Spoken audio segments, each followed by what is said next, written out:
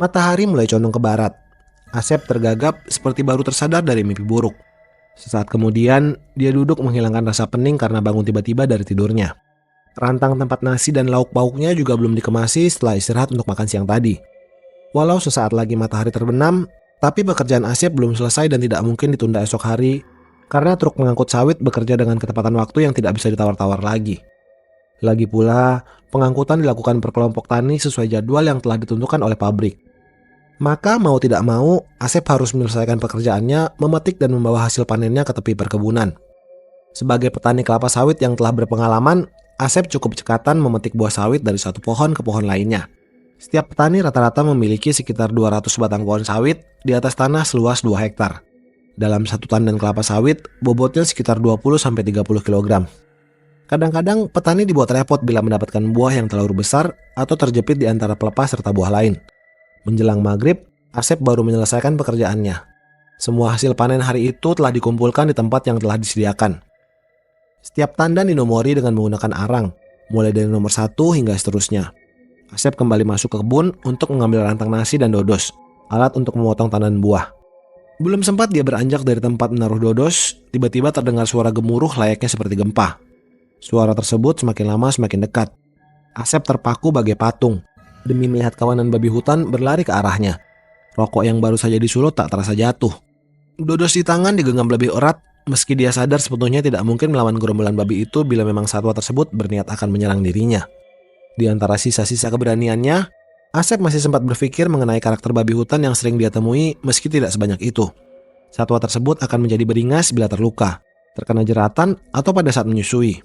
Baru saja Asep bergeser mundur untuk melindungi dirinya di balik batang pohon sawit, puluhan babi itu seperti dikomando serentak berhenti, berjalan membentuk formasi mengelilingi dirinya. Aneh sekali. Sesaat kemudian, di antara mereka muncul sosok wanita yang sangat cantik bertelanjang dada. Wanita aneh ini berjalan gemulai menghampiri Asep. Si wanita tersenyum ramah. Ini pertanda baik bagi Asep karena rupanya dia dan kawanan babinya tidak berniat menyakiti. Namun Asep kembali risau begitu melihat wujud wanita itu seutuhnya. Sungguh aneh, dari batas pinggul hingga kaki bukan manusia, melainkan babi.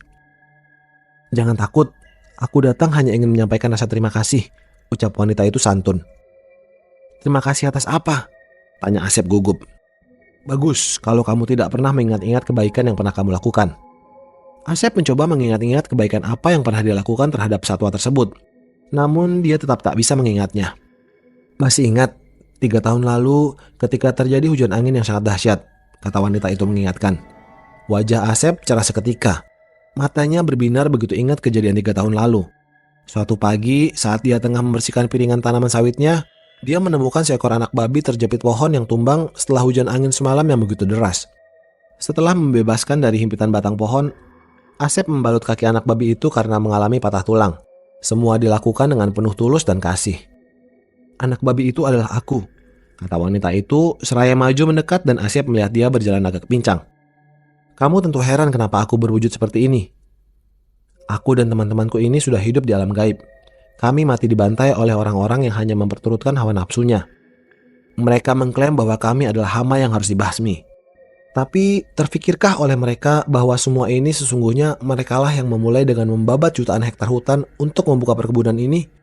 Apakah mereka tidak pernah berpikir bahwa kami dan satwa lainnya pun punya hak untuk hidup?" Asep tertunduk mendengar paparan si wanita babi. Karena dia merasa menjadi bagian dari orang-orang yang dimaksud, meski ia tidak secara langsung ikut memberangus hutan dan memburu satwa yang diklaim sebagai hama. Tapi hatiku sempat tersentuh.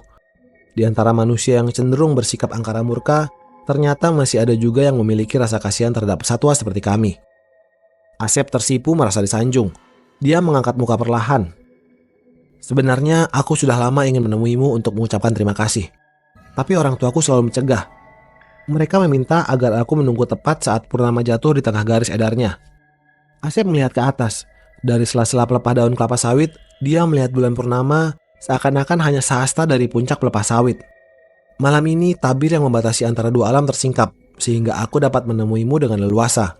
Sekali lagi aku ucapkan terima kasih atas tindakanmu yang sangat terpuji, setidaknya bagi kaumku." "Saya hanya sekedar menjalankan kewajiban," ucap Asep dengan suara bergetar. "Sebagai ungkapan rasa terima kasihku, terimalah benda ini." Wanita itu memberikan semacam gelang yang terbuat dari bulu babi dan dipintal sedemikian rupa. Dengan mengenakan benda itu, kamu akan dikenal oleh semua jenis satwa di belantara raya. Di samping itu, kamu tidak akan tergores oleh senjata tajam macam apapun juga. Selamat tinggal. Tunggu, pinta Asep.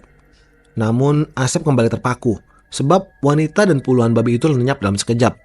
Dan selepas kepergian serombongan makhluk aneh itu, dia timang-timang gelang pemberian wanita misterius itu. Dilihat dari wujudnya memang tampak kasar. Namun setelah dipegang, gelang itu terasa selembut sutra. Dengan perasaan was-was, dikenakannya gelang itu di pergelangan tangan kirinya. Saat itu juga keanehan kembali terjadi.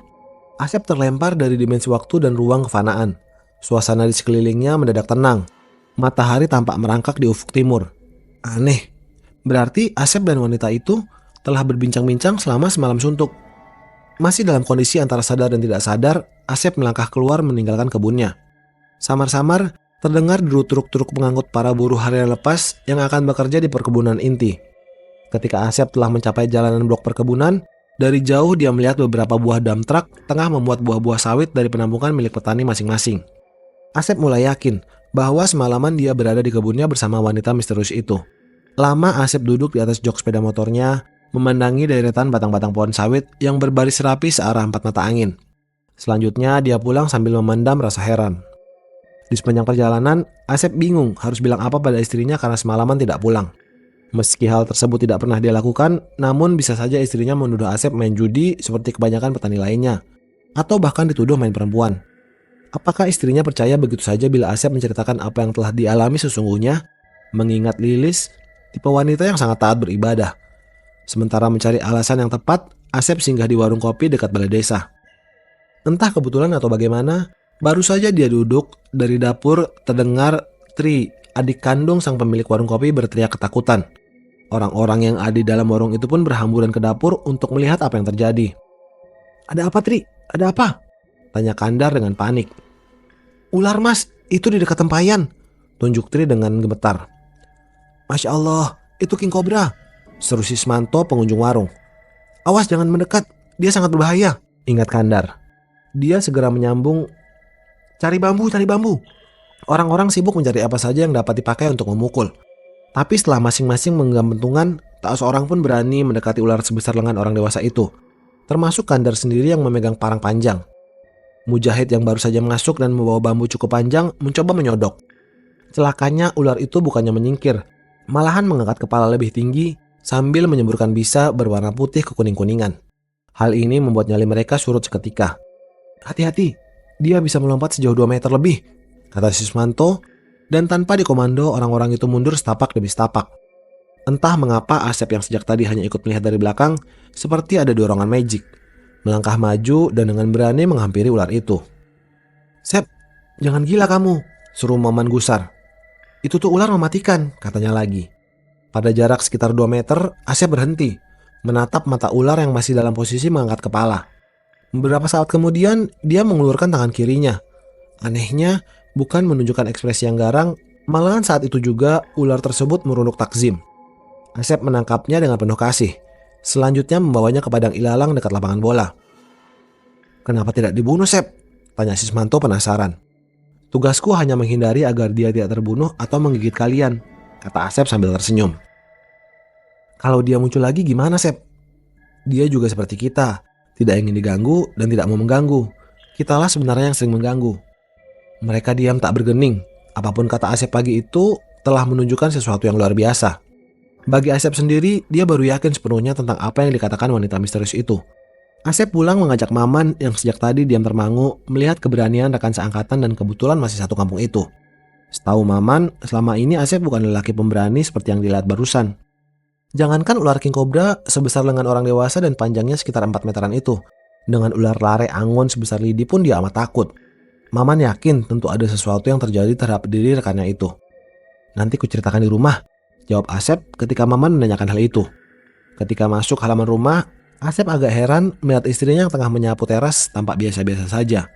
Mestinya dia pasang muka asam, atau setidaknya sedikit cemberut karena suaminya semalaman tidak pulang. Anehnya sang istri bahkan tersenyum menyambut Asep naik ke rumah panggung mereka. "Ada yang ketinggalan, Kang?" tanya Lilis. "Ketinggalan? Apa maksudnya?" Asep balik bertanya karena tidak mengerti apa maksud istrinya. Pagi tadi Akang bukannya pamit mau ke KUD? Asep terkesima memandang Lilis dan Maman silih berganti. Pagi tadi kamu bilang. Asep tak bisa meneruskan kata-katanya. Iya, tuh kopi Akang masih ada di meja, kata Lilis seraya menunjuk gelas berisi kopi, sebagaimana bila pagi-pagi Asep bangun tidur dan dia senantiasa memolesi rokok kreteknya dengan ampas kopi. Lebih aneh lagi, saat itu pun di asbak masih ada puntung rokok berpoles ampas kopi dan masih tampak basah pula. Asep mengangkat gelas kopi itu dan memilin-milin puntung rokok berpoles ampas kopi di asbak sambil menggeleng-gelengkan kepalanya. Bagaimana ini bisa terjadi? Ketahuilah Man, kamu kuajak kemari agar memberi kesaksian pada Lilis tentang apa yang baru saja terjadi di warung Kandar barusan. Sesuatu yang luar biasa dan bukan lagi dilakukan oleh seorang Asep. Inilah yang akan kuceritakan pada kalian, Lis. Sejak kemarin pagi, aku baru pulang pagi ini. Akang jangan bercanda ah, potong Lilis. Asep lalu menceritakan apa yang telah dialami semalam di kebun. Dan tentunya itu sulit dipercaya, terutama oleh Lilis istrinya. Lalu siapa yang pulang kemarin? Gerak-gerik, ucapan dan semuanya seperti yang dimiliki Akang, tanya Lilis. Tapi kurasa ada sesuatu yang tidak lazim. Coba diingat-ingat, kata Maman. Lilis diam terpekur mencoba mengingat. Sesaat kemudian dia mengangguk-anggukan kepalanya sambil mengacung-acungkan telunjuk. Ya benar, sejak datang hingga berangkat lagi Akang tidak masuk kamar. Sholat pun di luar, bahkan tidur juga di sini. Ya, di kursi ini. Asep menghela nafas panjang, seakan-akan baru saja melepaskan beban berat yang menghampiri dadanya. Buang jauh-jauh pikiran itu, Sep, kata Maman seakan tahu apa yang tengah membuat rekannya gundah. Kurasa mereka sungguh-sungguh berniat baik.